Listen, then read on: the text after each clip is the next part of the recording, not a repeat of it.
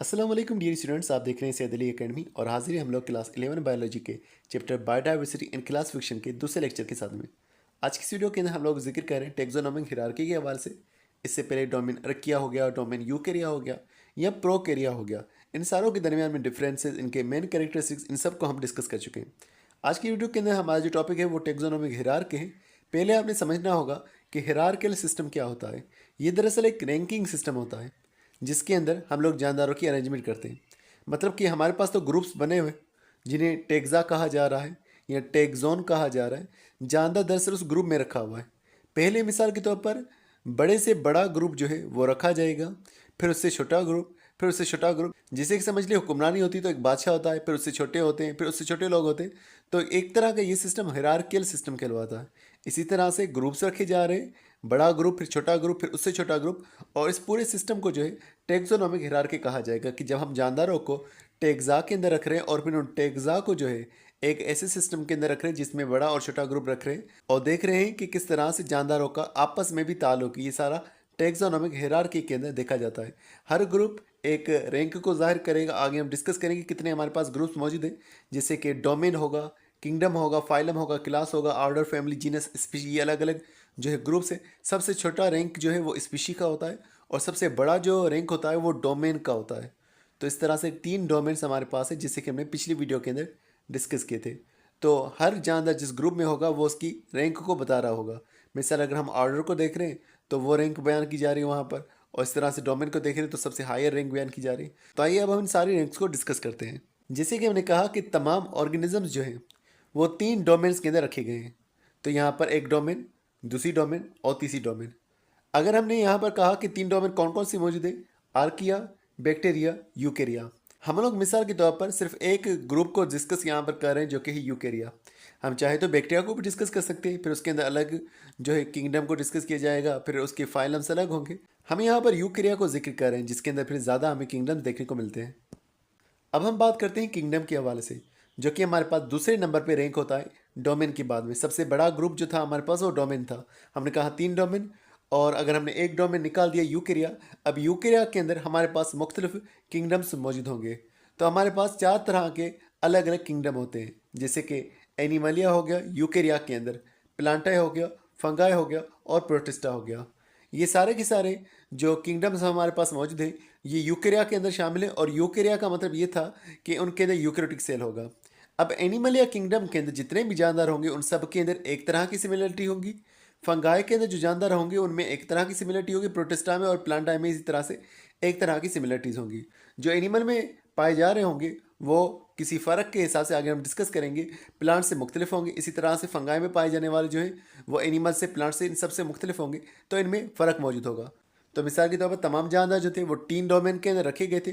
हमने कोई एक डोमेन सिलेक्ट कर लिया और वो डोमेन हमारे पास मौजूद था, मिसाल के तौर पर यूकेरिया।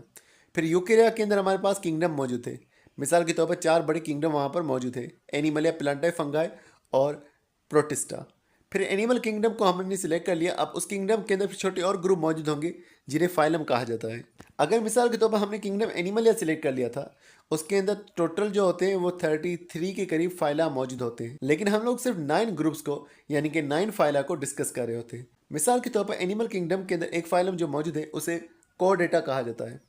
कोडेटा के अंदर जो जानदार होंगे, तमाम वो जानदार इसके अंदर मौजूद होंगे जिनके अंदर नोटोकॉड मौजूद होता है। नोटोकॉड क्या होता है कि हमारी बॉडी को सपोर्ट देने के लिए, जैसे कि आज के दौर के अंदर वर्टिब्रल कॉलम मौजूद है, लेकिन वर्टिब्रल कॉलम से भी पहले हमारी एम्ब्रियोनिक स्टेज के अंदर एक रोड लाइक स्ट्रक्चर बनता है, सपोर्टिव स्ट्रक्चर बनता है जिसे नोटोकॉड कहा जाता है। कुछ जानदारों के अंदर ये नोटोकॉड फिर खत्म हो जाता है, फिर वर्टिब्रल कॉलम आ जाता है, और कुछ जानदारों के अंदर हमेशा से ये नोटोकॉड ही रहता है। तो जिनमें भी नोटोकॉड मौजूद था किसी भी स्टेज के अंदर, वो तमाम के तमाम जानदार जो है कॉर्डेट्स में आ जाते हैं। इसके अंदर मैमल्स, बर्ड्स, रेप्टाइल्स, एम्फीबियन और फिशेज ये सारे आ जाते हैं। इन सब के दरमियान में मतलब मैमल्स, बर्ड्स, रेप्टाइल्स, फिशेज ये सब हमसे इसलिए सिमिलर है क्योंकि इनके अंदर नोटोकॉड पाए जाते हैं, बाकी इनमें हमारी जैसी सिमिलरिटी नहीं होती। फिर आ जाते हैं हमारे पास क्लास। मिसाल के तौर पर हमने सिर्फ एक क्लास को सिलेक्ट किया था, ममेलिया को हमने सिलेक्ट किया। मेमेलिया के अंदर जितने भी जानदार होंगे उनकी खास बात यह होगी कि इनके पास मेमोरी ग्लैंड्स होंगे। ये सारे जानदार एक दूसरे से सिमिलर इसलिए होंगे कि इनके पास मेमोरी ग्लैंड होंगे जो कि मिल्क सीक्रेटिंग ग्लैंड्स होते हैं, और दूसरी इनके पास जो चीज़ मौजूद होगी वो हेयर मौजूद होगी। इस तरह से अगर हम बात करेंगे एम्फीबियंस के, ये ऐसे होंगे जो कि ड्यूल नेचर के होंगे, ज़मीन पानी दोनों जगह पर रह सकते होंगे। तो इस तरह से हमारे पास अलग अलग क्लासेस हैं और उनके अंदर कोई ना कोई सिमिलरिटी उन तमाम जानदारों में मौजूद होगी। फिर आता है हमारे पास ऑर्डर। ममेलिया के अंदर हमारे पास मुख्तलिफ ऑर्डर आ जाते हैं। मिसाल के तौर पर कार्निवोरा ऑर्डर आ जाता है। इसके अंदर तमाम वो जानदार होते हैं जो कार्निवोरस होते हैं। और उसके अलावा एक ऑर्डर आ जाता है मिसाल के तौर पर, वो है प्राइमेट। प्राइम जो है वो कहा जाता है सबसे ऊंचा जो है। हमारा ग्रुप प्राइमेट कहा जाता है और ये सबसे ऊंचा ग्रुप कहा जाता है क्योंकि हमारे पास दिमाग है और हमारी डेवलपमेंट सबसे ज़्यादा बेहतर है। तो इसलिए इसके अंदर जो जानवर शामिल है, ह्यूमन, मंकीज़, एप्स, ये सारे शामिल हैं। और इन्हें प्राइमेट के अंदर इसलिए रखा गया, इनको प्राइम इसलिए समझा गया क्योंकि इनके अंदर ब्रेन ज़्यादा मौजूद है। उसके अलावा इनके बारे में लिखा हुआ है कि इनके पास ऑब्सेबल थंब मौजूद होता है, यानी कि इनका जो थंब होता है वो मूवमेंट कर सकता है, फिंगर्स मूव कर सकती है और फिंगर्स की मूवमेंट की वजह से इनके अंदर जो है ग्रिप पाई जाती है, मतलब कि ये चीज़ों को पकड़ सकते हैं। फिर बात करते हैं फैमिली के हवाले से। जैसे जैसे हम जानदारों में नीचे जा रहे हैं, उन जानदारों में सिमिलरिटीज़ और ज़्यादा से ज़्यादा होती जा रही हैं। ऑर्डर के अंदर ज़्यादा सिमिलरिटीज़ थी, फिर फैमिली के अंदर और ज़्यादा सिमिलरिटीज़ आ जाएंगी, बाकी फैमिलीज़ हमसे अलग अलग होंगी। मिसाल के तौर पर प्राइमेट के अंदर एक फैमिली आ जाती जिसे होमोनिडाई कहा जाता है। अब होमोनिडाई के अंदर जो जानदार आ जाते हैं वो ग्रेट एप्स और दूसरे ह्यूमंस आ जाते हैं। फिर हमारे पास इस फैमिली के अंदर भी और क्लोजली रिलेटेड जानदार होंगे जो एक दूसरे से और ज़्यादा विजुअली भी, यानी कि देखने में भी सिमिलर होंगे। इसके अंदर हमारे पास एक जीनस आ रहा है जिसे कि है होमो।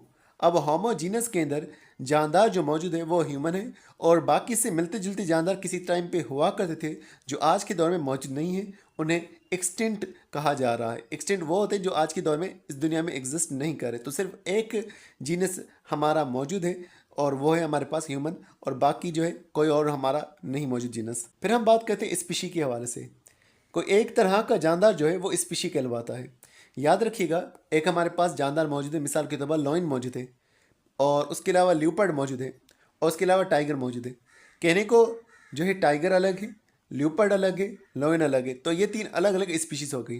क्योंकि ये एक दूसरे की काफ़ी ज़्यादा सिमिलर हैं तो हम कहेंगे ये सारा एक इनका जीनस मौजूद है। फिर बिल्लियों की अलग अलग स्पीशीज़ हैं, उनका जीनस भी अलग है, उनका एक अलग जीनस है, इनका अलग जीनस है शेरों का, लेकिन ये सारे एक फैमिली के अंदर आ जाते हैं। फिर डॉग्स, उनकी जो है फैमिली अलग है और लॉयंस की फैमिली अलग है, लेकिन उनका ऑर्डर सेम है तो वो एक ही ऑर्डर के अंदर आ जाते हैं। इस तरह से हमारा ऑर्डर अलग है और जो लॉयंस है उनका ऑर्डर अलग है, लेकिन हमारे में और उनमें सिमिलरिटी ये पाई जा रही है कि हमारे अंदर और उनके अंदर मेमोरी ग्लैंड्स पाए जा रहे हैं। इस वजह से जो क्लास हमारा है वही क्लास शेरों का मौजूद है, वही क्लास बिल्लियों का मौजूद है। तो जो जितना छोटा ग्रुप होगा उसके अंदर उतनी ज़्यादा सिमिलरिटीज़ होंगी और जो जितना दूर का ग्रुप होगा उसके अंदर उतनी ही कम सिमिलरिटीज़ हमें देखने को मिलेगी। अब यहाँ पर मजीद स्पीशी के बारे में जिक्र किया जा रहा है कि स्पीशी के अंदर जो है वो जानदार आते हैं जो कि आपस में इंटरब्रीड कर पाते हैं।